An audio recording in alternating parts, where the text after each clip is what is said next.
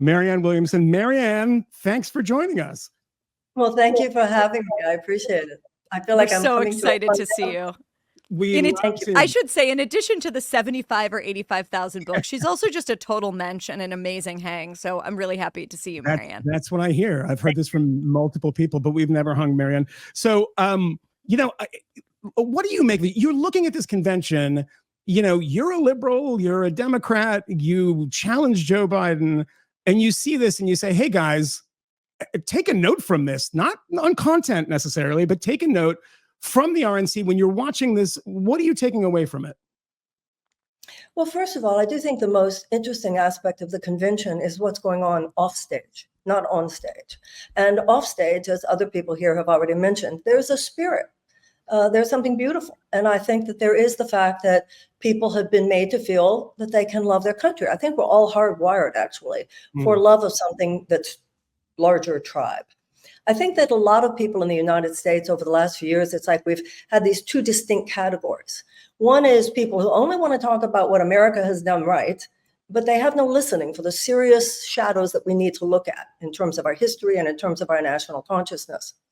But then there's the other side, which is equally unbalanced. And that's people who only want to talk about what we've done wrong and never want to talk about what we've done right. And they miss the plot. They don't get that the real story of America is the struggle between the two, that every generation lives out to some extent. So I think it's beautiful that people feel hope, that people feel connected, and something's going on off stage. My problem is that it's all based on a con. I'm sorry. There's that, and then there's the Republican National Platform. And if you look at the platform for the Republicans in 2024, there's nothing feel good there. There's nothing, let's all love each other there. As a matter of fact, there's some, I think, very dark and dangerous things there. But that's Donald Trump. He's a salesman. He's a phenomenal salesman. And that's what I think we have to remember. There's something much bigger going on than just the performative drama of the convention. And that's issues and principles and values that are actually expressed through those policies. And Marianne, you say there's a sort of lightness and something kind of, a little spiritual in a way in this RNC, but obviously not the content of the platform, which I recommend people read. It is the grammatical errors are just astonishing. They've taken on Trump's capitalization by the random capitalization all through the platform. But Marianne, you made news. I can't remember what year it was, maybe 2000. It was 20. I think it was 2020. It was the most indelible thing that was said in the entire race. Correct. In that, we're going to play a clip of this. Rather than me reading it, but you're talking about lightness. You were talking about darkness before, and I'm going to play that clip and get you to respond to it 4 years later. Have communities, particularly communities of color and disadvantaged communities all over this country who are suffering from environmental injustice. I assure you, I lived in Grosse Pointe. What happened in Flint would not have happened in Grosse Pointe. This is part of the dark underbelly of American society. The racism, the bigotry, and the entire conversation that we're having here tonight, if you think any of this wonkiness is going to deal with this dark psychic force of the collectivized hatred that this president is bringing up in this country, then I'm afraid that the Democrats are going to see some very dark days. We need to say it like it is. It's bigger than Flint. It's all over this country. It's particularly people of color. It's particularly people who do not have the money to fight back. And if the Democrats don't start saying it, then why would those people feel that they're there for us? And if those people don't feel it, they won't vote for us, and Donald Trump will win. I mean, preach, Marianne Williamson. So here's the thing, right? You talked in that clip, and you were made fun of for it, and yet I think that in a way it was undeniable that there was sort of like a dark force boiling, maybe still boiling underneath American life, and you blame in that clip Donald Trump for sort of conjuring up that force. And yet that force, in the form of a 20-year-old assassin came for him on Saturday in Butler, Pennsylvania. I wanted you to sort of react to that almost assassination and, what you make of it, what it says about where we are as a political culture. It was a terrible thing.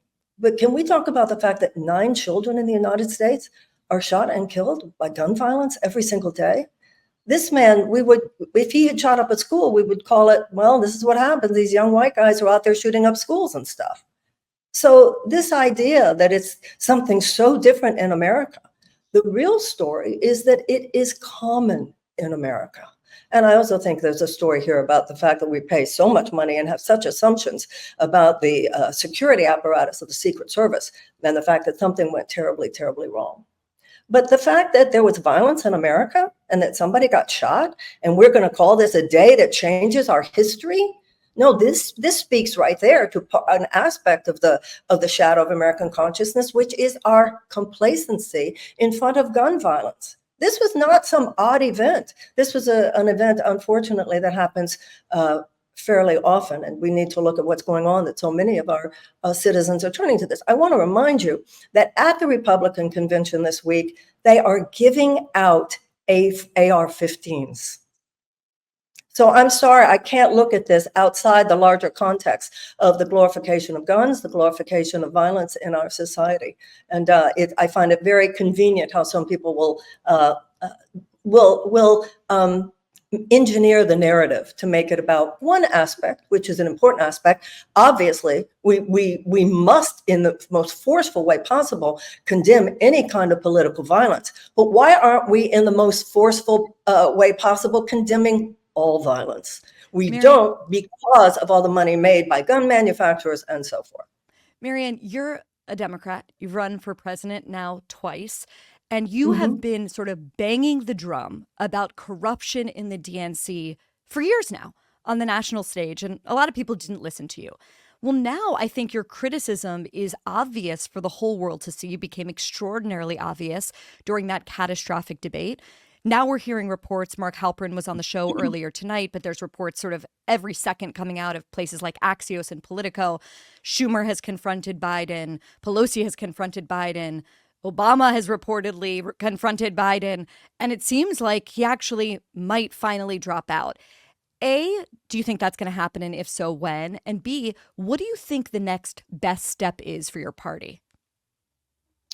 It does seem, Mark Halperin is an example, but other theoretically trustworthy sources as well have said that it is going to happen within the next few days. So it seems to me that now it is. He said he would have to be hit over the head by the divine. It seems like the voice of Nancy Pelosi in this case is the voice of the divine.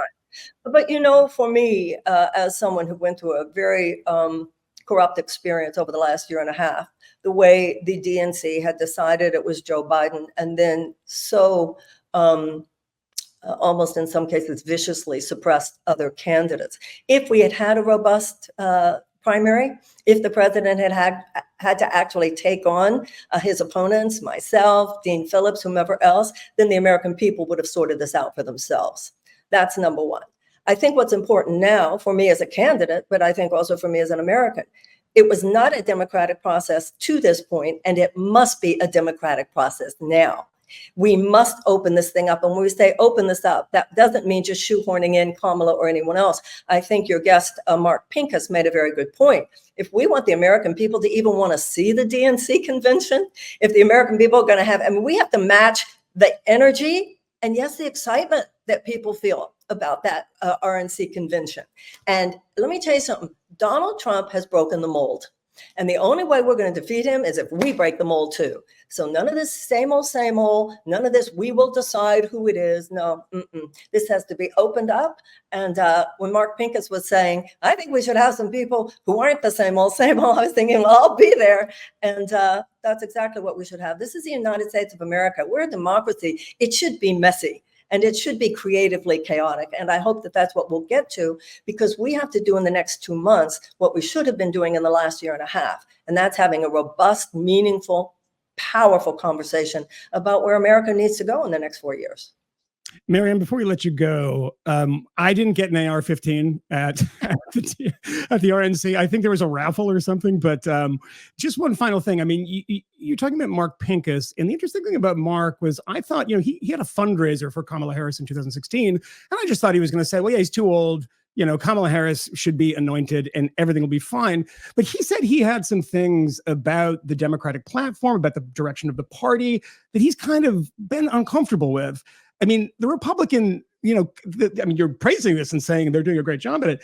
Every time somebody comes on stage, it's, this is the new party, we have changed. Is there anything in the Democratic establishment, anything in your head that is changed over the years and thought, like, you know, the Democrats are really out to lunch on this issue, And I think that we need to either move to the center or move to the left, whatever direction it might be. Well, first of all, when Marianne said before that the Republican Party has changed so much, could we be real here? This is exactly what I was saying. What they're saying on stage, and then you actually look at their platform, I don't see any changes here at all. You've got, Sean O'Brien from the Teamsters was there, worker, worker, worker. Meanwhile, if you actually look at the platform, nobody wants to vote for the PRO Act. Nobody wants to fund in any robust way the National Labor Relations Board, et cetera. So that's a performative issue going on here. Yeah, we're pro-worker. You know what? They're pro-worker. That's number one. Number two, in terms of the Democratic Party, when they talked about the far left, right? They're talking about the far left. They were talking about things that are a fringe that kind of I'm turned off by too, that a lot of people are turned off by. But a lot of those people have no interest in the Democratic Party. Those people are voting for Jill Stein. Those people are voting for Cornel West.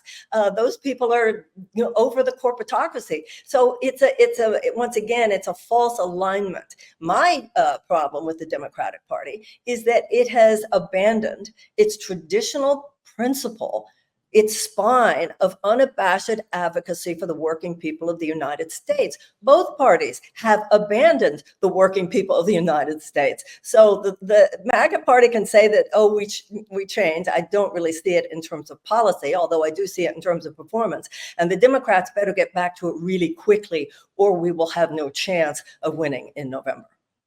Marianne Williamson, I presume we don't agree on a ton, but I gotta say, you are right that you got to watch what they do and not what they say. Republicans have been free market, small government for a long time, and they've never actually acted that way. So, Marianne, see, I try to end consensus. I'm trying to agree with you at the end. Marianne, I mean, that's the fun of it all. Marianne, do you want to plug your Substack? I'm sorry.